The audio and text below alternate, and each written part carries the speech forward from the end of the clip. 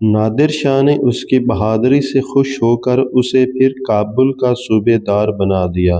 کابل سے نادر شاہ نے ایک ایلچی محمد شاہ کے پاس بھیجا کہ جو افغان ہندوستان میں پناہ گزین ہیں انہیں نکال دیا جائے۔ محمد شاہ رنگ رلیوں میں مصروف تھا، کوئی جواب نہ بھیجا۔ نادر شاہ کو غصہ آیا، اس نے ہندوستان کی طرف کوچ کر دیا۔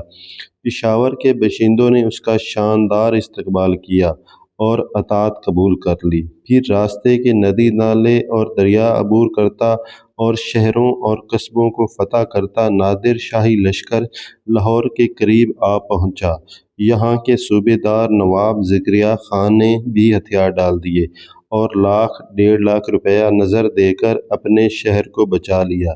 جب محمد شاہ نے سنا کہ نادر شاہ بڑھتا ہی چلا آتا ہے تو اس کی آنکھیں کھلیں۔ ادھر ادھر سے 80,000 فوج اکٹھی کر کے کرنال کے قریب ڈیرے ڈال دیے۔ نادر شاہ بھی ادھر آن پہنچا۔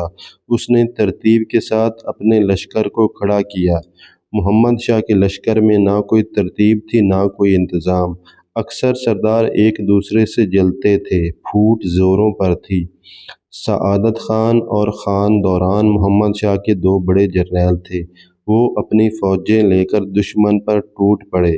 آصف جاہ وزیر ان دونوں سے آر کھاتا تھا، اس نے ساتھ نہ دیا اور ٹال مٹول کرتا رہا۔ 1 بجے دوپہر کو لڑائی شروع ہوئی۔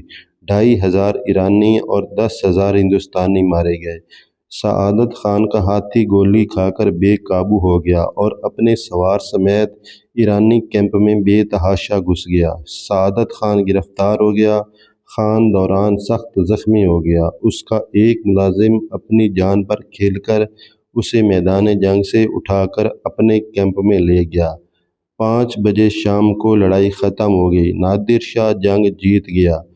شام کو سعادت خان نادر شاہ کے سامنے لایا گیا۔ وہ بڑی عزت سے پیش آیا۔ باتوں باتوں میں سعادت خان نے اسے 2 کروڑ روپیہ لے کر واپس چلے جانے پر رضامند کر لیا اور باقاعدہ طور پر یہ معاملہ طے کرنے کے لیے آصف جاہ کو بلا بھیجا۔ ادھر آصف جاہ خان دوران کی خبر پوچھنے گیا تو وہ زخموں سے چور تھا اور بولنا بھی 2 بر تھا۔ تاہم بستر پر پڑے پڑے کہنے لگا کہ ہم نے اپنا کام کر دیا، اب تم جانو تمہارا کام، مگر یاد رہے کہ بادشاہ کو نادر شاہ کے پاس نہ لے جانا اور نادر کو نہ دہلی لے جانا، بلکہ کچھ دے دلا کر اس بلا کو یہیں سے ٹال دینا۔ دوسرے دن آصف جاہ سعادت خان کے ذریعے نادر شاہ سے ملا۔ دیر تک بات چیت ہوتی رہی۔ آخر کار 2 کروڑ روپیہ لے کر نادر شاہ وہیں سے واپس چلے جانے پر راضی ہو گیا۔ آصف جاہ نے اسے خالص اپنا کارنامہ بیان کر کے محمد شاہ سے امیر الامراء کا خطاب پایا اور سعادت خان کا ذکر تک نہ کیا۔ سعادت خان نے جب آصف جاہ کی چال کا حال سنا تو وہ جل بھن گیا اور نادر شاہ سے کہنے لگا کہ آپ نے بڑی غلطی کی جو صرف 2 کروڑ روپے پر راضی ہو گئے۔ شاہی خزانے اور کئی گھروں میں بیش بہا دولت موجود ہے۔ یہ سن کر نادر شاہ کے منہ میں پانی بھر آیا اور دہلی جانے کا پکا ارادہ کر لیا۔ دہلی پہنچ کر نادر شاہ نے خزانے پر قبضہ کر لیا۔ اس کے سپاہی شہر کی سیر کرنے لگے۔ اتنے میں یہ جھوٹی افواہ پھیل گئی کہ نادر شاہ مارا گیا۔ شہر والے بے خبر ایرانی سپاہیوں پر ٹوٹ پڑے۔ 3,000 ایرانی مارے گئے۔ نادر شاہ محل میں تھا، اسے خبر بھی نہ تھی کہ کیا ہو رہا ہے۔ رات کو اس امر کی اطلاع دی گئی، اسے یقین نہ آیا۔